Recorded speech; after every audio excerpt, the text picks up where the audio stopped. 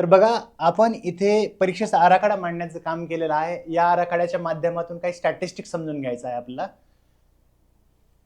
तर बघा, परीक्षेची दिशा असते ती अशी असते, म्हणजे आधी पूर्वपरीक्षा देतो आपण, ती क्लिअर करतो, मग मुख्य परीक्षेला जातो, मग ती क्लिअर करतो, मग व्यक्तिमत्व चाचणी ज्याला पर्सनॅलिटी टेस्ट म्हणतो त्याला गेल्यानंतर मग त्याच्यामध्ये क्वालिफाय केल्यानंतर मग फायनल सिलेक्शन असतं. फायनल सिलेक्शनला आपण हॉल ऑफ फेम म्हणू.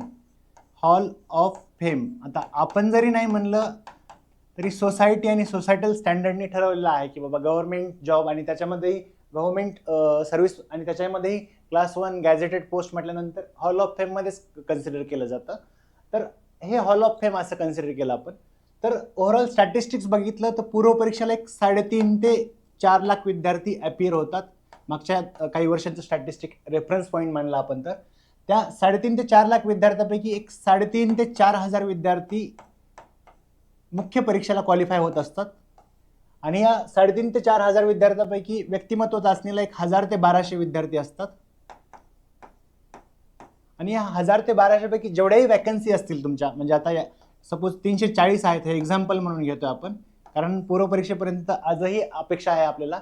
पूर्वपरीक्षेच्या निकालानंतर याच्यामध्ये वॅकन्सी ऍड झालेल्या असतील, त्यामुळे मी एक अप्रॉक्सिमेट नंबर घेतला आता इथे. त्या 340 जागा आहेत असं.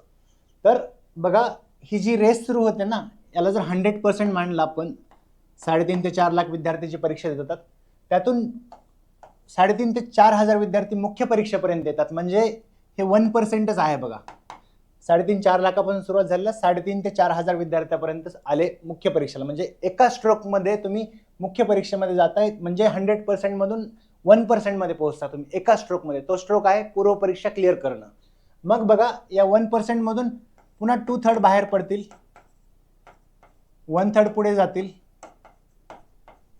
पुन्हा या 1,000-1,200 मधून 2/3 बाहेर पडतील आणि 1/3 पुढे जातील. मला सांगायचं काय आहे, ही जी रेस आहे ना, म्हणजे तुम्ही पर्सेंटेज जर काढलं, हे 1% झालं, हे 0.33% पर्यंत जातं आणि फायनल सिलेक्शन हे 0.11% पर्यंत येतं. आता बघा, हा जो अट्टहास आहे, आपण प्रिपरेशन करण्यासाठी काही मोस्ट लाईफ मधले जे मोस्ट प्रोडक्टिव्ह इयर्स आहेत ते आपण याच्यामध्ये इन्व्हेस्ट करतोय. तर ही जी 1-1 आहे ना, ही लक्षात घ्या. हा जो अट्टहास आहे, ही जी 1-1 आहे, 0.11 साठी ही 1-1 आहे. त्यासाठी तुम्हाला थोडं सिरियस राहावं लागेल. कोणीतरी जबरदस्ती आणून बसवलं किंवा कोणी म्हणतंय म्हणून आपण प्रिपरेशन करतोय, फक्त कोणाला तरी दाखवण्यासाठी प्रिपरेशन करतोय, अशाने ह्या गोष्टी होणार नाहीत. आपल्याला 0.11 मध्ये यायचंय, तर तेवढंच ऍक्टिव्ह पार्टिसिपेशन, तेवढंच सक्रिय सहभाग याच्यामध्ये आपला पाहिजे. त्या गोष्टी एन्जॉय करता आल्या पाहिजेत आपण जे प्रोसेस करत आहोत त्याच्यातून जाताना. तर ही गोष्ट लक्षात घ्यायची आपल्याला, हे 0.11 मध्ये यायचंय. बघा, मी जे सांगितलं की ह्या 3.5 लाखातून आपल्याला ह्या 3.5 ते 4,000 मध्ये जायचं आहे, ही सगळ्यात पहिली स्टेप आहे, मास्टर स्ट्रोक ज्याला मी म्हटलं. त्याचं कारण असं आहे बघा, आपण 100% मधून डायरेक्ट 1% मध्ये येत असतो. तर ह्या म्हणजे गर्दीतून बाहेर पडतो आपण. गर्दीतून बाहेर पडणं ही सगळ्यात महत्वाची स्टेप आहे बघा. गर्दीत जर अडकलो आपण ना, तर बाकीच्यांनी तर ओळखणं सोडाच, पण आपणच आपल्याला ओळखू येत नाही. त्यामुळे या गर्दीतून बाहेर पडावं लागेल. आता तुम्ही म्हणाल सगळं खरं आहे सर, पडायचं कसं? तुम्ही म्हणता हे 3.5 ते 4 लाख मावळे येतील, त्याच्यातून जे खिंडार पाडून 3.5 ते 4,000 मावळे बाहेर पडतील, त्याच्यामध्ये तुम्हाला राहायचंय. पण करायचं कसं? परीक्षा राहिली 14 दिवसावरती. तुम्ही असंही म्हणाल की तुम तो बड़े ढीठ निकले सर, हम पूछ रहे हमको गोवा जाना है और आप बोल रहे हो की मेरा नाम अय्यर, चिन्नास्वामी मुथुस्वामी अय्यर, बरोबर? तर सांगतो मी तुम्हाला, त्याच्यामध्ये सर्वात महत्वाची गोष्ट लक्षात घ्या की आपण ह्या ऑपरेशनला नाव देऊ आपण जीसॅट, ऑपरेशन जीसॅट. बघा, ऑफ जीसॅट. आता हे जीसॅट कशामुळे नाव दिलं? त्याचं कारण आहे जनरल स्टडीजचं जी आणि सीसॅटचं सॅट, या दोन्हीचं कॉम्बिनेशन करून आपण जीसॅट म्हटलं आपण. ठीक आहे. तर याच्यामध्ये आता जीसॅट हे एकच कारण आहे का आपण हे ऑपरेशनचं नाव निवडण्यामागे? नाही, त्याच्यामध्ये मल्टिपल कारण आहे, तुम्हाला सांगणारच आहे मी आता. जीसॅट हा जो उपग्रह आहे, म्हणजे जिओ सिंक्रोनस सॅटेलाइट, भूस्थिर उपग्रह ज्याला म्हणतो, याच्यावरती मागच्या 10 वर्षामध्ये एक 5 ते 6 वेळा क्वेश्चन एमपीएससीने विचारलेला दिसेल. त्यामुळे व्यवस्थित तयार करायचा हा क्वेश्चन, पण म्हणजे पुन्हा पुन्हा विचारलेलं की त्याची हाईट किती असते, त्याचं गती किती असते, त्याचं ड्युरेशन किती असतं, हे पृथ्वीच्या समप्रमाणात असतं, म्हणून तर भूस्थिर उपग्रह म्हटलेलं आहे. तर आपण काढूया इथं की अर्थ आहे सपोज, आणि हा सॅटेलाइट काढला आपण इथं. तर बघा, सॅटेलाइटचा आपण ग्रॅव्हिटेशन स्टडी केलं बेसिक, किंवा केप्लर्स प्लॅनेटरी मोशन स्टडी केल्या. तर त्याच्यामध्ये आपल्याला माहिती आहे एका ऑर्बिटमध्ये सॅटेलाइट किंवा उपग्रह लॉन्च केल्यानंतर तो त्या ऑर्बिटमध्येच फिरत राहतो. तसंच आपलं परीक्षेच्या संदर्भात पण होतं. आपण परीक्षेच्या तयारीला येतो, परीक्षेच्या तयारीला आल्यानंतर आपण अभ्यासामध्ये बिझी होतो, ते एकाच ऑर्बिटमध्ये फिरत राहतो. बघा, आपण बेसिकली शिकलेले फिजिक्समध्ये ह्या ऑर्बिटमधून पुढे जायचं असेल तर त्याला एस्केप एनर्जी लागते. म्हणजे पूर्व परीक्षेमध्ये आपण इथंच अडकतोय, 1 वर्ष झालं, 2 वर्ष झालं, 3 वर्ष झालं, 4 वर्ष झालं, 5 वर्ष झालं. असेही उदाहरणं आहेत की म्हणजे 5 वर्ष पूर्व परीक्षा क्लिअरच केली नाही आणि 6व्या वर्षी पूर्व परीक्षा क्लिअर झाले, थ्रू अँड थ्रू क्लिअर झाले. मग मुख्य परीक्षा झाली, पर्सनॅलिटी टेस्ट झाली आणि चांगली रँक आली त्यांची, फायनल हॉल ऑफ फेम मध्ये सुद्धा आले ते. तर सांगायचं काय की म्हणजे असं त्यांचा अभ्यास नव्हता का? तर बिलकुल असं नाही, अभ्यास होता. फक्त त्यांचं जे बॉटलनेक होतं, जे इनिबिशन होतं पूर्व परीक्षेचं, ते ब्रेक करायला त्यांना तेवढा काळ लागला. म्हणजे काय, तर प्रत्येक गोष्टीसाठी एक ठराविक गोष्टी ठरलेल्या आहेत, सूत्र ठरलेले आहेत. ते सूत्र समजून घेणे गरजेचं आहे. इथं पण तसंच मी तुम्हाला सांगितलं, एका ऑर्बिटमधून जर दुसऱ्या ऑर्बिटमध्ये जायचं असेल, सपोज हे सॅटेलाइटमध्ये इकडे पाठवायचं ह्या ऑर्बिटमध्ये, मुख्य परीक्षेच्या ऑर्बिटमध्ये, तर आपल्याला लागते एस्केप वेलॉसिटी. आता एस्केप वेलॉसिटी म्हणजे काय? त्याला मुक्तिवेग म्हटलं जातं. म्हणजे एका ऑर्बिटमधून एका दुसऱ्या ऑर्बिटमध्ये लॉन्च करण्यासाठी जी एनर्जी लागते, त्या एनर्जी दिल्यानंतर जो वेग प्राप्त होतो सॅटेलाइटला, त्याला मुक्तिवेग म्हटलं जातं. तो मुक्तिवेग भेटला, तेवढी एनर्जी भेटली तरच तो सॅटेलाइट दुसऱ्या ऑर्बिटमध्ये जाऊ शकतो. तसंच आपल्या परीक्षेच्या बाबतीमध्ये पण लागू होतं. तो मुक्तिवेग आपल्याला भेटला नाही तर आपण इथंच अडकून पडतो या चक्रामध्ये. तर मुक्तिवेग कशाने बनतो? कुठला फॉर्म्युला याचा? काही फॉर्म्युला आहे का मुक्तिवेगाचा आपल्या पर्स्पेक्टिव्हने? बघा, मुक्तिवेगावर एमपीएससीने क्वेश्चन पण विचारलेला आहे. म्हणजे मुक्तिवेगाचा फॉर्म्युला काय आहे हे विचारलं होतं. बरं, आता आपण मुक्तिवेग कशाने बनतो हे बघूया आपण. आता आपला मुक्तिवेग म्हणजे परीक्षेच्या संदर्भात बनतोय. आता एक स्ट्रक्चर काढतो आहोत आपण. कशाचं स्ट्रक्चर आहे? बेन्झिनचं स्ट्रक्चर आहे, आपण बघितलं असेल. तर हा मुक्तिवेग जो आहे पूर्व परीक्षा किंवा कुठली परीक्षा क्लिअर करण्यासाठी, पहिला याच्यामध्ये कॉम्पोनंट आहे सिलेबस. दुसरा याच्यामध्ये कॉम्पोनंट आहे बघा PYQs. तिसरा याच्यामध्ये कॉम्पोनंट आहे बघा तुम्ही कॉन्टेंट कसं प्रिपेअर करताय. कॉन्टेंट म्हणजे काय? तुम्ही जे आशय आहे, तुमचे बुक्स असतील, न्यूजपेपर्स असतील, किती कॉम्पॅक्ट लेवलला जाऊन प्रिपेअर करताय, कसं प्रिपेअर करताय. त्याच्या पुढे आहे बघा कॉम्पिटन्स, एक्झाम कॉम्पिटन्स म्हणजे परीक्षाभिमुखता, परीक्षाभिमुख क्षमता असते. म्हणजे बॉम्ब डिफ्यूज करणारे सुद्धा काही ॲडिक्वेट नंबर ऑफ बॉम्ब जर डिफ्यूज केले तर त्यांना प्रॅक्टिस झालेली असते की बॉम्ब डिफ्यूज करायची. तसंच MCQच्या बाबतीत सुद्धा किंवा आन्सर रायटिंगच्या बाबतीमध्ये सुद्धा ठराविक सराव झाल्यानंतर तुम्ही ते खूप व्यवस्थितपणे प्रो लेवलला जाऊन हँडल करू शकता. तसं परीक्षेच्या बाबतीमध्ये सुद्धा सराव खूप महत्त्वाचा आहे. म्हणजे मला या संदर्भात पेलेंचं वाक्य आठवतं बघा. ते म्हणजे त्यांच्या स्किलबद्दल वगैरे बोलताना सगळं सांगतात की अल्टिमेटली हे जे येऊन थांबतं ना, ते कुठेतरी सरावावरती, प्रॅक्टिसवरती. मग ते त्याच्यासाठीच ते महत्त्वाचं आहे. त्याच्यासोबतच आणखी बघा गव्हर्नमेंट कोणतं आहे, रेजिम कोणता आहे, हे पण तेवढंच महत्त्वाचं ठरतं. कारण प्रत्येक गव्हर्नमेंट आपल्या संविधानानेच असं नमूद केलेलं आहे की प्रत्येक वेगवेगळ्या आयडियोलॉजीच्या व्यक्तींना सुद्धा लोकशाही मार्गाने येऊन राज्य करता येऊ शकतं. फक्त संविधानाच्या चौकटीतून राहून राज्य करायचं असतं. तर वेगवेगळ्या सरकारची वेगवेगळी आयडियोलॉजी असू शकते, विचारधारा असू शकते, त्यात गैर काहीच नाही.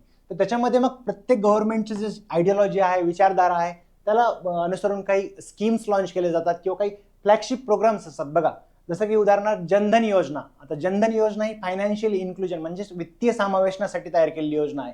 जनधन योजनेमध्ये तुम्हाला मागच्या 4-5 वर्षामध्ये 4-5 प्रश्न विचारलेले दिसतील पुन्हा पुन्हा पुन्हा पुन्हा. त्याच्यासोबतच म्हणजे हिस्ट्रीमध्ये बघितलं तुम्ही की एक स्पेसिफिक टॉपिक ठरलेले असतात. म्हणजे आता BJP गव्हर्नमेंट आहे, NDA गव्हर्नमेंट आहे, तर तुम्हाला एक कल्चरल ॲक्टिव्हिटीज बद्दल, मग युनेस्को असेल किंवा इंडियामध्ये कल्चरल ॲक्टिव्हिटीज मध्ये काही होत असतील त्याच्यावरती जास्त फोकस दिला जाईल. मग त्याच्यामध्ये कल्चरल सोबतच बाकीच्या ज्या गोष्टी आहेत, एक स्पेसिफिक एरिया तुम्हाला ते आयडेंटिफाय करता आले पाहिजेत, ह्या गोष्टी असतात. त्याच्यासोबतच तुम्ही परीक्षेला जाता तर त्यावेळेस तुमची रिव्हिजन कशी आहे, तुम्ही अल्टिमेट जे कॉन्टेंट प्रिपेअर केलेलं आहे, ज्या अल्टिमेट तुमच्या शॉर्ट नोट्स बनणार आहेत ना, ते रिव्हिजन किती व्यवस्थित प्रकारे करत आहात, याच्यावरती आपलं अल्टिमेट सक्सेस ठरत असतं. हा एस्केप वेलॉसिटीचा फॉर्म्युला आहे. तर आपण ह्या गोष्टी व्यवस्थितपणे सिस्टमॅटिकली फॉलो केल्या असतील किंवा कमी जास्त प्रमाणात झाले तरी अजूनही वेळ आहे. 14 दिवसांमध्ये तुम्ही तेवढ्या व्यवस्थित रिव्हिजन करू शकता. काही गोष्टी तुमच्यामध्ये स्पष्टता कमी वाटते तुम्हाला त्या गोष्टीमध्ये, त्या गोष्टीवरती फोकस करू शकता. मी जसं सांगितलं की एक्झाम इव्हॉल्व झालेली आहे. तुम्ही आता असा चान्स घेऊ शकत नाही की हा विषय करू शकता. म्हणजे एक वेळ होती बघा 4-5 वर्षापूर्वी, एखादा सब्जेक्ट सपोज एन्शियंट हिस्ट्री आहे, कोणी करायचंच नाही UPSC मध्ये, किंवा मेडिवल हिस्ट्री आहे ते कोणी तयारी करायचंच नाही, आणि तरीसुद्धा खूप इझिली क्रॅक करू शकायचे. पण तसं आता राहिलेलं नाही. तुम्हाला प्रत्येक विषय व्यवस्थितपणे प्रिपेअर करावा लागतो. स्पेशली MPSCच्या बाबतीमध्ये जनरल सायन्स, ज्याला आपण सामान्य विज्ञान असं म्हणतो, हा विषय ज्याच्यामध्ये 100 पैकी 20 प्रश्न हे फक्त जनरल सायन्सवरती म्हणजे सामान्य विज्ञानावरती असतात. बऱ्याच वेळेला असं होतं की विद्यार्थ्यांकडनं या विषयाकडे दुर्लक्ष केलं जातं आणि अल्टिमेटली हे कुठेतरी कॉस्ट करतं. तर त्यामुळे तुम्ही सर्व विषयांना तेवढाच न्याय देण्याचा प्रयत्न करा. नो डाऊट तुम्हाला तुमच्या स्ट्रेंथवरच खेळायचं आहे, परंतु तुम्ही पूर्ण विषयच वाऱ्यावरती सोडून चाललाय परीक्षेला, असं करून चालणार नाही. ही गोष्ट लक्षात घ्यायची. विद्यार्थी मित्रांनो, आपण आता एस्केप वेलोसिटीचा फॉर्म्युला बघितला आहे, म्हणजे मुक्तिवेग, जो तुमच्या पूर्व परीक्षेचा बेडा पार करण्यासाठी आणि तुम्हाला मुख्य परीक्षेमध्ये प्रोपेल करण्यासाठी महत्त्वाचा ठरणार आहे. आणि हा फॉर्म्युला तुम्हाला थ्रूआउट प्रिपरेशन एक दिशादर्शक म्हणून काम करणार आहे. जर हा फॉर्म्युला तुम्हाला समजला नसेल तर आपण वेगळ्या भाषेत सांगू का, मी तुम्हाला इंग्रजीत म्हणजे थेट आर्चीच्या भाषेमध्ये सांगू का? बघा, एक लोकप्रिय गाणं आलेलं आहे मन तुझं जलतरंग म्हणून. हे एक संवादाच्या माध्यमातून आपण त्याचं एक MPSCचं कविता वर्जन काढलेलं आहे, तर ते आपण सांगणार आहोत तुम्हाला आता. हा एक संवाद आहे MPSC मधला आणि ॲस्पिरंट मधला. बघा, आपण इतिहासामध्येही पाहतो की मिलिंदपन्न नावाचं एक टेक्स्ट आहे, बुद्धिस्ट टेक्स्ट. ते राजा मिनांडर आणि नागसेन यांच्यामधला संवाद आहे. नागसेन हे बुद्धिस्ट मॉन्क होते. तर यांच्यामधला जसा संवाद होता तशाच फॉर्मॅटमध्ये ही कविता आहे. कविता काय आहे तर MPSC आणि ॲस्पिरंट कम्युनिटीमधला डायलॉग. ॲस्पिरंट कम्युनिटी आणि MPSC म्हणतो इथं, मग ती कुठलीही एक्झाम कंडक्टिंग ऑथॉरिटी असू शकते आणि त्या परीक्षेसाठी तयारी करणारे विद्यार्थी यांच्यामधला हा डायलॉग आहे. काय म्हणजे नेहमीच घरानं राहिलेलं असतं MPSC विद्यार्थ्यांचं किंवा कुठल्या ॲस्पिरंटचं, की आपण जे वाचतो परीक्षेसाठी ते परीक्षेत येत नाही, आणि जे परीक्षेत येतं ते आपण वाचत नाही. म्हणजे ही जी अनिश्चितता आहे, अनियमितता असं त्यांना जे वाटतं मनामध्ये, ती कुठेतरी अनप्रिडिक्टेबिलिटी बोलण्यातून दाखवतात, या कवितेतून दाखवतात. कविता अशी आहे बघा, विद्यार्थी MPSCला उद्देशून म्हणतात की मन तुझं जलतरंग, काय मन तुझं जलतरंग, लहरी तुझा साज, दरवर्षी परकी वाटते तुझ्या प्रश्नपत्रिकेची गाज. बघा, विद्यार्थ्यांची कंप्लेन आहे MPSCला घेऊन की मन तुझा जलतरंग, लहरी तुझा साज, दरवर्षी परकी वाटते तुझ्या प्रश्नपत्रिकेची गाज. मग MPSC उत्तर देते विद्यार्थ्यांना. आता एवढा प्रश्नचिन्ह निर्माण झाले, मग MPSC पण उत्तर देणारच ना. तर MPSC उत्तर देताना म्हणते की चाल माझी फसवी जरी, काय चाल माझी फसवी जरी, तरी सिलेबस PYQ दगाबाज नाही. चाल माझी फसवी जरी तरी सिलेबस PYQ दगाबाज नाही. परीक्षा पास व्हायला याच्याशिवाय दुसरं कोणतं राज नाही. भरतीचा माज नाही, ओहोटीची लाज नाही. बरं, एवढं म्हणून MPSC थांबते का? नाही. MPSC म्हणते अगर तुम छेडोगे तो हम छोडेंगे नाही. पुढे MPSC म्हणते रोज नको मोजत बसू किती झाला घाटा, कस्तुरीचं मन तुझं रोज नवीन पुस्तक आणि रोज रोज नवीन वाटा. जगावेगळं वागणं लगा तुझ्यासारखा बाज नाही. भरतीचा माज नाही, ओहोटीची लाज नाही. बरं, आता MPSC पुढे जाता जाता तुमच्या डोक्यात एक तल्लख प्रकाश पाडण्याचा प्रयत्न करते. MPSC म्हणते किती पेपर आले गेले, किती पेपर आले गेले तुला काय घेणं, वाघाचं काळीच तुझं ताडोबा चलेनं.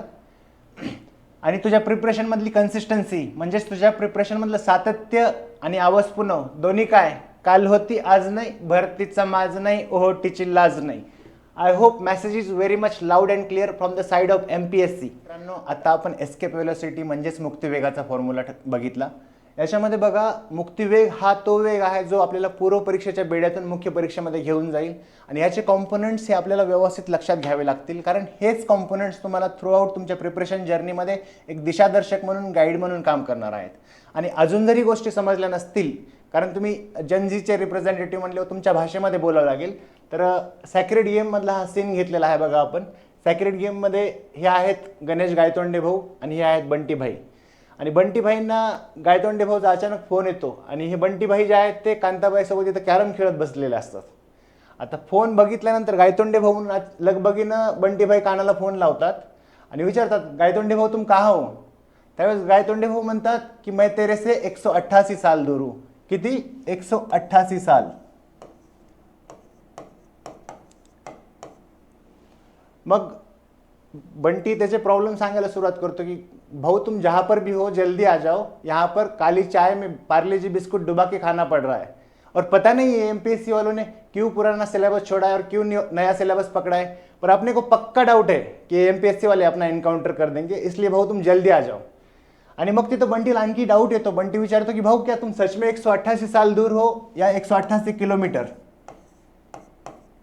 बघा बंटीचा प्रश्न आहे, क्या भाऊ तुम सच में 188 साल दूर हो या 188 किलोमीटर.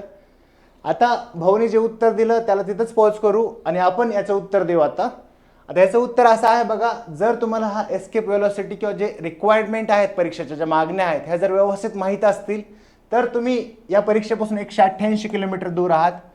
आणि जर तुम्हाला त्या गोष्टी माहीतच नसतील की तुम्ही प्रिपरेशनमध्ये परीक्षेच्या मागणी काय आहे, तुम्हाला कशा पद्धतीने प्रिपरेशन करावं लागेल, एक शिस्तबद्धरित्या एक प्रक्रियाबद्धरित्या कसं प्रिपरेशन करावं लागेल हे जर माहीत नसेल तर तुम्ही 188 साल दूर आहात. आणि फक्त हे 188 साल नाही तर सोलार इयर लुनार इयर्स दूर आहात.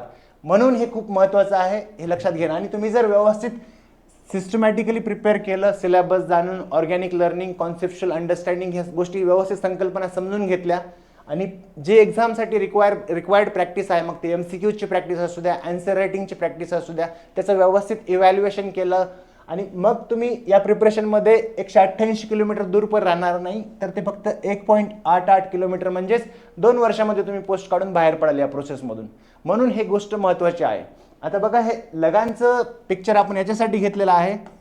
लगानची टीम तुम्ही बघितलेली असेल बघा. लगानची टीम कशी बनली होती, म्हणजे वेगवेगळ्या फील्डमधले वेगवेगळ्या रिजनमधले क्रिकेटर म्हणून आपले रिप्रेझेंट केलं होतं याच्यामध्ये. तसं बघा आतापर्यंत जे MPSC राज्यसेवा तयारी करत होते, कोणती परीक्षा तर MPSC राज्यसेवा,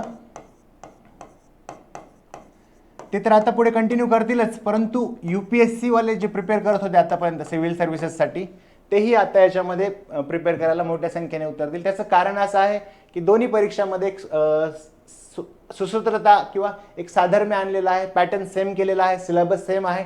त्यामुळे ह्या साधर्म्यामुळे दोन्हीकडचे ॲस्पिरंट्स याच्यामध्ये तुटून पडण्याची शक्यता जास्त असेल. लक्षात घ्या, दोन्हीकडच्या स्ट्रेंथ बघा. MPSC राज्यसेवावाले जे आतापर्यंत होते, जे 2-4 वर्षापासून प्रिपरेशन करतायत, त्यांच्यासाठी बघा त्यांची आतापर्यंतची स्ट्रेंथ राहिलेली आहे फॅक्ट्स, ज्याला आपण तथ्य म्हणतो. या तथ्यावर यांची खूप जास्त कमांड असते. मी इंट्रोडक्टरी लेक्चरमध्ये सांगितलं बघा की रुपयाचं अवमूल्यन ही जी संकल्पना आहे, त्यांना जर विचारलं रुपयाचं अवमूल्यन किती वेळा झालं तरी तुम्हाला किती वेळा झालं हे तर सांगतीलच, पण किती पर्सेंटेज पॉईंटनी झालं, 0.0063, किंवा त्यावेळेसचे वित्तमंत्री कोण होते, त्यावेळेसचे RBIचे गव्हर्नर कोण होते, त्यावेळेसचे RBIचे सचिव कोण होते, इथपर्यंत फायनान्स सेक्रेटरी कोण होते, म्हणजेच वित्त मंत्रालयाचे सचिव कोण होते, इथपर्यंत ह्या गोष्टी सांगतील. म्हणजे यांची फॅक्ट्सवर कमांड आहे. तसं UPSCचं प्रिपरेशन आतापर्यंत तसंच राहिलेलं आहे की एक कॉन्सेप्च्युअल फाउंडेशन, एक कॉन्सेप्च्युअल क्लॅरिटी फाउंडेशन बिल्ड करायचं आणि त्याच्यावरती मग आन्सर रायटिंग प्रॅक्टिस करायची. मग याच्यामध्ये गोष्ट अशी आहे की हे दोन्हीकडचं best of the both world, दोन्हीकडचं फ्युजन होतं आहे. आपण इतिहासामध्येही पाहिलेलं आहे बघा. अकायमेनिड एम्पायर जे होतं, अकायमेनिड साम्राज्य, त्याचा भारताच्या नॉर्थ वेस्ट फ्रंटवरती संबंध आला होता. त्यावेळेस बघा वेगवेगळे उद्योग झाले, म्हणजे ब्लँकेटचा उद्योग निर्मिती झाली होती, म्हणजे याच्यावर MPSCने प्रश्न विचारलेला आहे. त्याच्या व्यतिरिक्त बघा गांधारा स्कूल ऑफ आर्ट किंवा Kamboja school of art, Mathura school of art, Amaravati school of art, हे कुठेतरी गोष्टींचं फ्युजन झाल्यामुळे, इंटरमिंगलिंग झाल्यामुळे हे झालेल्या होत्या गोष्टी. तसं इथं रिचनेस येणार आहे, कॉम्पिटेटिव्हनेस वाढणार आहे. ज्या ऑब्सोलीट मेथड आहेत, म्हणजे कालबाह्य मेथड आहेत, त्या वापरून आता चालणार नाही. कारण नाव स्पर्धा परीक्षा आहे, तर स्पर्धा परीक्षेमध्ये जर आपल्यापेक्षा बेटर शस्त्र कोणी वापरत असेल तर आपण पण तसेच शस्त्र वापरायला पाहिजेत. म्हणजे तिथं काळाच्या बाहेर किंवा कालबाह्य राहून चालणार नाही. बरं, ह्या तर झाल्या गोष्टी आजूबाजूच्या. पण आता मुख्य गोष्ट तर तुमच्या समोरचा जो प्रश्न आहे, महाराष्ट्रातल्या ॲस्पिरंट कम्युनिटी समोर जे राज्यसेवा पूर्व परीक्षेसाठी आता तयारी करतायत, तो प्रश्न तर बाजूलाच राहिला ना. कोणता प्रश्न आहे तो? तर बघा हा जो प्रश्न आहे की ये मेन्स तक कैसे पहुंचेगा भाई, हा आपल्या सर्वांसमोर पडलेला प्रश्न आहे की काय, ये मेन्स तक कैसे पहुंचेगा भाई. आपण स्ट्रिक्टली एक्झामच्या संदर्भात बोलतो, नाहीतर लोक परत तामिळनाडूऐवजी विचारायचे की ये तांबवा कैसे आने का भाई. त्यामुळे या प्रश्नाचं जे उत्तर आहे ये मेन्स तक कैसे पहुंचेगा भाई, ये मैं बताएगा. नाही आपण गायतोंडे भाऊ है, नाही बंटी भाई है, नाही कुणाल कामरा है, फिर भी इस सवाल का जवाब अपन देगा. बघा आता आपण या प्रश्नाचं उत्तर देऊ असं सांगितल्याप्रमाणे आता आपण या परीक्षेचं नाव लिहूया याच्यावरती. तर आपण परीक्षेचं नाव लिहिलं आहे राज्यसेवा पूर्व परीक्षा 2025, पण आजूबाजूला हे जे बघितलं तुम्ही कुंडली, ज्योतिषशास्त्र, ग्रहमान, हे बघितल्यानंतर तुमच्या मनात प्रश्न पडला असेल की बाई ज्योतिषी झालाय का हा, काय प्रकार. तर मी ज्योतिषी नाही झालेलो. तर जर गरज असेल विद्यार्थ्यांना, काळाची गरज, ज्याला आपण एक्सपिडियन्सी ऑफ टाईम म्हणतो, ही जर गरज असेल आणि विद्यार्थ्यांना मदत होणार असेल तर मला ज्योतिषी बनायला आवडेल आणि ज्योतिषी सांगायला आवडेल. ऐकायचं आहे का ज्योतिष आपल्याला? तर ऐका मग. बघा, आपण UG PG केल्यानंतर इकडं MPSC UPSC कुठल्याही कॉम्पिटेटिव्ह एक्झामिनेशनच्या तयारीसाठी येत असतो आणि मी स्टॅटिस्टिक्समधून दाखवलेलं आहे की कशी कॉम्पिटिशन आहे. त्यामुळे आपल्याला आपला माइंडसेट जो आहे तो पॉझिटिव्ह ऑप्टिमिस्टिकच ठेवावा लागेल. पेसिमिस्टिक माइंडसेट ठेवून इकडे येऊन चालणार नाही. तो माइंडसेट हायलाईट करण्यासाठी आणि त्याच्यासोबतच काही गोष्टी आहेत ज्या मला हायलाईट करायच्या आहेत, त्यासाठी आपण हे भविष्य सांगत आहोत. बघा, UG झाली, PG झाली. UG म्हणजे अंडर ग्रॅज्युएशन, PG म्हणजे पोस्ट ग्रॅज्युएशन. UG झाली, PG झाली, आता नशिबी MPSC UPSC आली, सिलेबस बदलला आणि पुढ्यात पूर्व परीक्षा आली. तू ठरवताना भरपूर काही ठरवतोस, पण करताना काहीच करत नाहीस. स्ट्रॅटेजीमध्ये लिहितो की याव करू त्याव करू, आणि जेव्हा करण्याची वेळ येते त्यावेळेस म्हणतो काय करू काय करू, किंवा असं म्हणतो काय काय करू. घाबरू नकोस, उपाय सांगतो. हातामध्ये सिलेबसचं ताट घे, त्याच्यामध्ये PYQची निरंजनी लाव आणि पूर्ण अभ्यासक्रमाला 2-4 प्रदक्षिणा घाल. पास होशील. 101 रुपये दक्षिणा देऊ नकोस. मन बघत होतो, विद्यार्थ्यांमध्ये टॉपर शोधत होतो. आता याचे ग्रहमंडल आपण मांडू, आपण यांचे ग्रहस्थानं बघू. आपण जिओग्राफीमध्ये, भूगोलामध्ये शिकताना पृथ्वीची उत्पत्ती किंवा जे 9 ग्रह बघतो आपण, त्यातलाही प्लुटो जो आहे त्याचा बटू ग्रह म्हटलं जातं. त्याचं एका ग्रहाची मान्यता काढून घेतलेली आहे. म्हणजे 8 ग्रह आणि एक उपग्रह आहे तिथं. परंतु आपल्या परीक्षेच्या स्कीममध्ये जर बघायला गेलं ना, तर पूर्व परीक्षेच्या बाबतीमध्ये टोटल 8 ग्रह आहेत. त्यातलाही एक ग्रह जो आहे तो सीसॅट, त्याची पूर्ण मान्यता काढून घेण्यात आलेली आहे. पूर्ण तो बटू ग्रह आहे, म्हणजे तुम्हाला क्वालिफाईंग मार्क्स मिळवावे लागतात इथं. आणि बाकीचे 7 ग्रह जे आहेत ना, ते कोणते आहेत ते आपण ग्रह मांडू. आता ग्रहदशा बघा. इतिहास आहे पहिला विषय. इतिहासामध्ये आपण पुन्हा पाहत असतो भारताचा इतिहास, महाराष्ट्राचा इतिहास, त्यासोबतच स्वातंत्र्य चळवळ. आणि भारताच्या इतिहासामध्ये प्राचीन इतिहास, मध्ययुगीन इतिहास, आधुनिक इतिहास पाहत असतो आपण. दुसरा विषय आहे याच्यामध्ये, दुसरा ग्रह आहे भूगोल. भूगोलामध्येही तुम्हाला प्राकृतिक भूगोल, त्याच्यासोबतच जगाचा भूगोल, भारताचा भूगोल आणि महाराष्ट्राचा भूगोल, ह्या गोष्टी अभ्यासाच्या असतात. त्याच्या पुढचा जो ग्रह आहे तुमचा, तो आहे बघा राज्यशास्त्र. तर राज्यशास्त्रामध्ये आपण काय अभ्यासत असतो, तर राज्यशास्त्रामध्ये संविधान अभ्यासतो. राज्यघटना जी आहे, त्यास राज्यघटनेने जी नमूद केलेली किंवा जे प्रिस्क्राईब केलेली पॉलिटी आहे, म्हणजे राजकारण आहे, त्याचाही अभ्यास करत असतो. पंचायत राज इन्स्टिट्यूशन, त्याच्यासोबतच इंटरनॅशनल रिलेशन्स म्हणजे आंतरराष्ट्रीय संबंधावरती काही क्वेश्चन्स आजकाल विचारले जातात. स्पेशली आंतरराष्ट्रीय संस्था ज्या आहेत, मग ब्रिक्स असेल किंवा क्वाड असेल, अशा काही क्वेश्चन विचारण्याची शक्यता असते किंवा विचारलेल्या आहेत. त्याच्या पुढचा जो विषय आहे बघा, तो आहे अर्थशास्त्र.